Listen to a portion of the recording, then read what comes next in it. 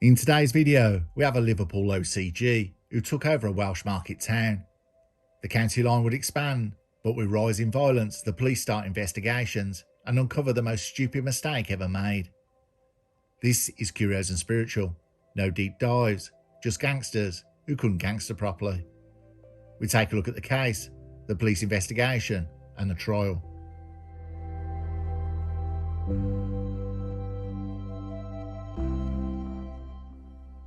We go to Oswestry, a modest market town on the Welsh border. It doesn't often find itself on the map for international intrigue.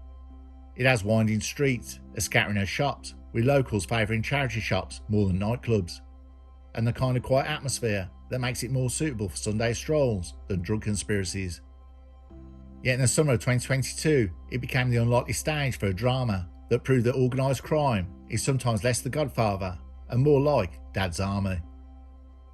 Now, Welsh towns are falling victim to county lines. Nearly all are constructed from Liverpool OCG gang supplies. At the centre of this tale stood Adrian Julian, a man who somehow believed that incarceration was no barrier to doing the business. Julian was serving time, but treated his prison cell like an office. Using the prison phone, that's right, you heard that correct, the prison phone, to orchestrate drug deals with the sort of brazenness that makes one wonder if he thought the authorities were hard of hearing. He wasn't dabbling in small-time hustling either. He was running a full-blown county lines operation, the infamous AJ line, which acted as the beating heart of his dealing enterprise. Customers would ring, deals were arranged, and deliveries made. It was though Amazon Prime had taken a particularly dark turn. Julien wasn't short of winning accomplices.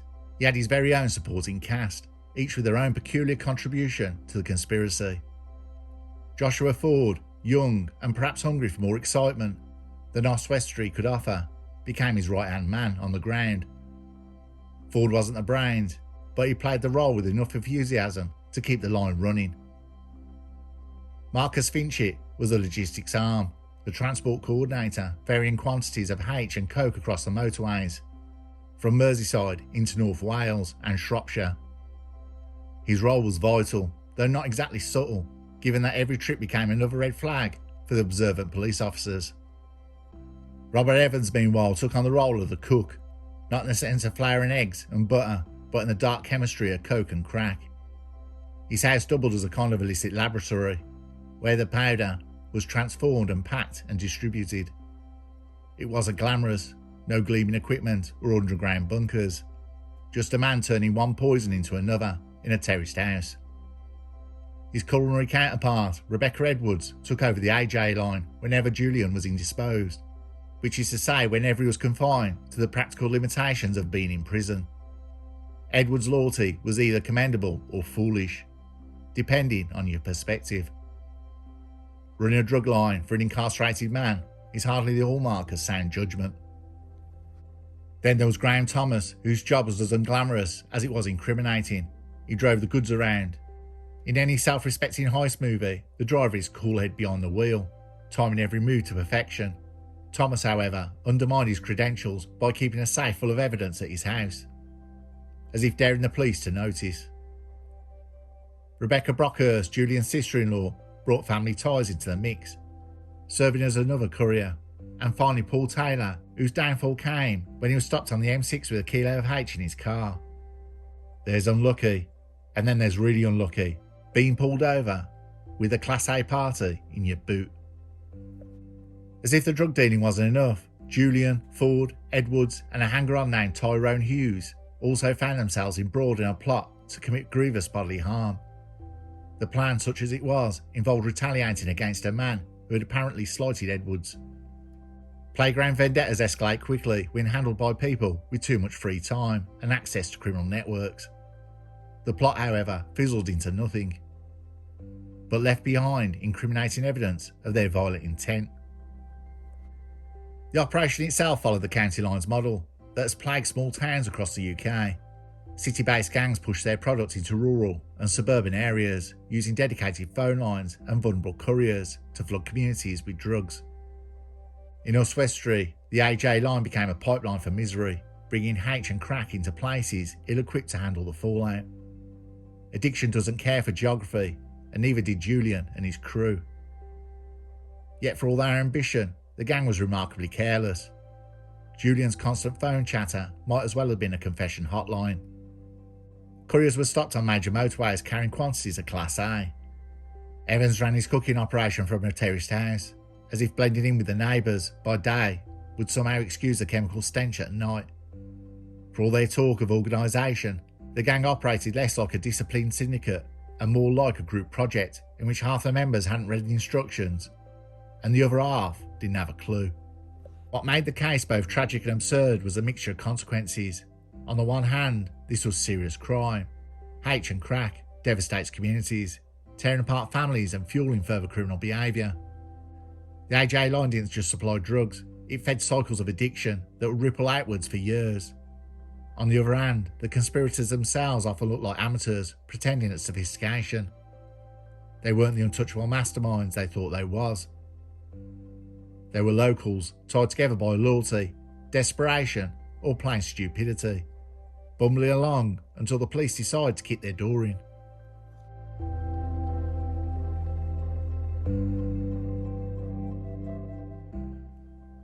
The gang had fancied themselves as criminal masterminds.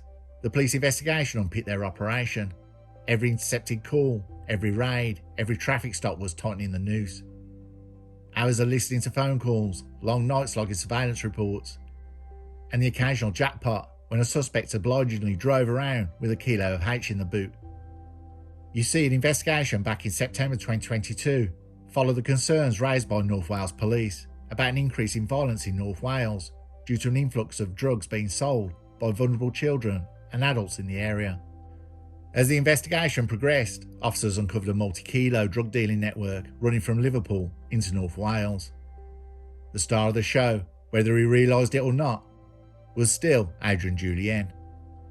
From his prison cell, Julien ran the operation like a man who confused himself with a CEO. He had his staff, loyal if not competent. His supply chain, wobbly but functional, and his customers, tragically dependable. And what he didn't have was subtlety. The AJ line was being monitored, and every call was a gift to the police. Now, some criminals at least attempt to disguise their chatter. They use codes so opaque you need a top military code breaker to figure them out. Julien, however, adopted what you might call the lazy man's cipher. He spoke in such obvious terms that one wonders if he thought police officers were too busy to notice. When investigators listened back, they didn't need to scratch their heads. It was like having the subtitles already turned on. The abbreviations were letters H and C. Absolutely unbelievable. And on a prison blower. Then came the traffic stops. These were less police genius and more gang carelessness. Rebecca Brockhurst, for instance, was pulled over on the M53 with half a kilo of coke. That's not glove compartment misplacement. That's the kind of evidence that makes police paperwork write itself. Paul Taylor outdid himself by being stopped on the M6 with a whole kilo of H in his car. If there's an award for handing evidence to the police on silver platter, Taylor must surely be in the running. The investigation wasn't just about luck. North Wales Police and their colleagues worked patiently, mapping out the gang's activities. They tracked the AJ line, linking calls to specific movements. They pieced together journeys from Merseyside into rural towns. They carried out raids as carefully chosen moments, scooping up product, cash and paraphernalia. Every piece of evidence was another stitch in the net that was slowly closing around the group. Robert Evans, the gang's cook, also came under the spotlight. Police raided his property and found evidence of crack production. Oh, the disappointment from the neighbours, who thought the odd chemical smell might mean homemade jam, only to discover that Evans' recipes were of more sinister variety. For investigators though, this was a jackpot, proof of not just distribution, but of manufacture. Marcus Finchett's role as courier was documented through surveillance and stock checks. His movements frequent and suspiciously timed with AJ line activity made him a predictable cog in the machine. To his credit, he kept relatively quiet during the investigation, though his silence was less a mark of cunning and more the grim awareness that being caught with Class A in your car tends to speak for itself. Rebecca Edwards operated in the AJ line when Julian was otherwise indisposed, gave police yet more ammunition. Calls made under her watch were traced, deals were logged, and her position as deputy became increasingly clear. It's one thing to step in for a friend when they're away. It's quite another to mind their drug empire while they're locked up. As the investigation unfolded, it became clear that this wasn't just a few people dabbling. It was an organised conspiracy. Police estimated that the AJ line had handled thousands of calls. Every call represented another transaction, another deal, another life further entangled in addiction. It painted a grim picture of how county lines extended their reach. City-based suppliers exploiting smaller communities, creating demand where once there may have been little, and leaving devastation in their wake. The police didn't ignore the dark subplot either. Julian, Ford, Edwards and Tyrone Hughes had conspired to commit grievous bodily harm against a man disrespecting Edwards. This wasn't a group of bumbling dealers. There was genuine menace lurking beneath the farce. When the arrest finally came, there were inevitable climax of months of methodical work. Raids were coordinated, phones were seized, and the gang members were hauled into custody. For the police, this was a victory, not over the gang, but over the county lines model itself.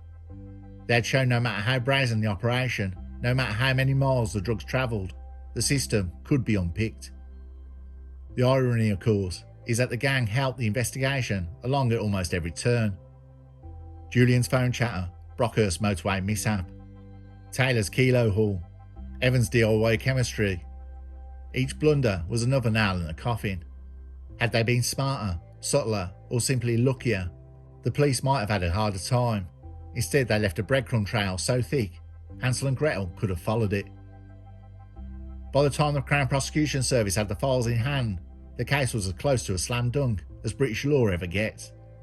There were phone records, surveillance logs, physical evidence, and confessions of intent.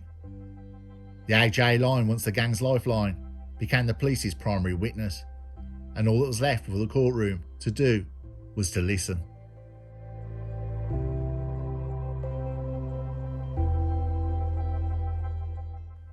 When the gang finally stood trial at the dock at Mold Crown Court, it was less a question as if they could be convicted, or more of a matter of how long they were going away for. The police investigation had piled up so much evidence that the courtroom was practically sagging under the weight of it. Phone records, surveillance logs, drugs seized on motorways, crack cooking paraphernalia from Robert Evans' house. It was all there, and it all pointed in one direction. The prosecution wasted no time sketching out the conspiracy. At the top of the pyramid was Adrian Julien, the boss, the CEO of the AJ line, running things from his prison cell. Beneath him, Joshua Ford acted as his lieutenant, handling the day-to-day business like a hurried middle manager. Marcus Finchett ferried the goods across the motorways. Robert Evans cooked coke into crack. Rebecca Edwards ran the line when Julian couldn't. Graham Thomas drove the cars and kept the safe. Rebecca Brockhurst played courier, and Paul Taylor was unlucky enough to be caught with a kilo of H on the M6. The prosecution laid out in stark terms this was not a handful of opportunistic dealers, but an organised conspiracy to flood North Wales and Shropshire with Class A. He described the AJ line as the commercial arm of the business, detailing how it handled thousands of calls and transactions. It wasn't glamour, but it had a cold mechanical efficiency, the kind of thing that rips through communities without fanfare, leaving wreckage behind. Of course, the defence barristers did their best to dress their clients in softer colours. Julian's lawyer argued that his client had been influenced by others, bigger boys, and that they had foolishly talked too much on the phone. An argument that might have worked, if not for the fact that Julian sounded very much like the boss in nearly every intercepted call. Ford's defence stressed his youth and lack of luxury, painted him as a more desperate hanger-on than a hardened criminal. Finchett's barrister described him as quiet and hard-working, an odd way to characterise a man whose work consisted of carting H down the M53. Rebecca Edwards' counsel leaned heavily on the idea that she'd been manipulated by Julian, her loyalty weaponised in the service of his prison empire. Brockhurst's lawyer suggested that family ties had pulled her into the operation against her better judgment. Evans was presented as a vulnerable addict, a man much a victim of drugs than a dealer of them. Taylor was caught red-handed with H in his car. he was portrayed as an unfortunate driver rather than a full conspirator. And finally, there was Tyrone Hughes, the extra character in this drama, whose involvement in the GBH plot waved away as misguided bravado rather than serious criminality. The jury, however, wasn't buying it. The prosecution's case was so well documented that even the most silver-tongued defence speech couldn't raise a mountain of evidence. Julian had acted like a man untouchable, yet the reality was that his empire had been propped up by phones, cars and couriers, all of which had betrayed him with spectacular efficiency. When it came time for sentencing, the judge delivered his remarks with the calm weight of someone used to seeing lives unravel before him. He made it clear that this was not just a group of misguided locals, but a network that had fueled addiction and misery. The sentences reflected both the seriousness of the crimes and the roles played by each conspirator. The sentences are as follows.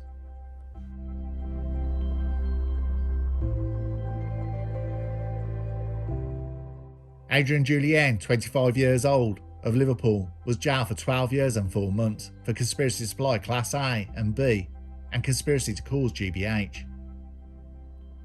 Marcus Finchett was jailed for 8 years for conspiracy to supply Class A and Class B.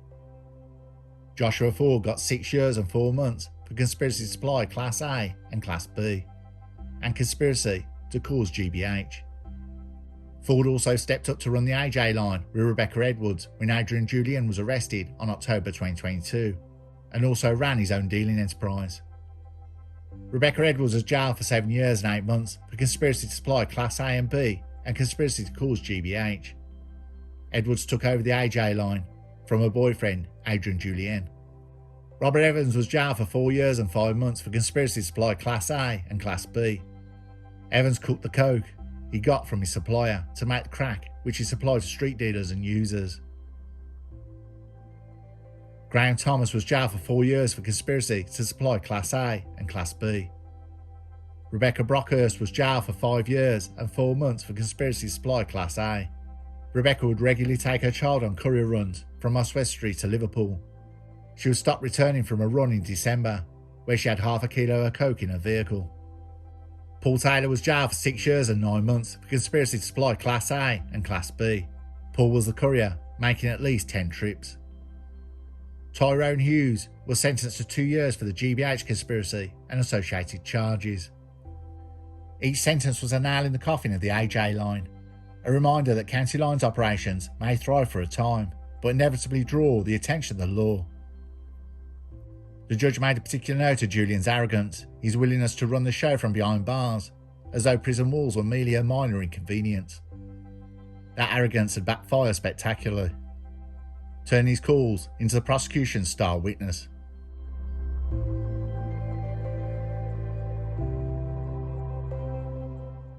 And so the trial ended, not with any shocks or twists. It was inevitable.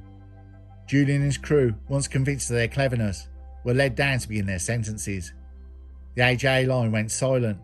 The lesson, if there was one, was that arrogance and incompetence make poor business partners. If you're going to run a criminal empire, at the very least don't tell it into a prison phone that's tapped.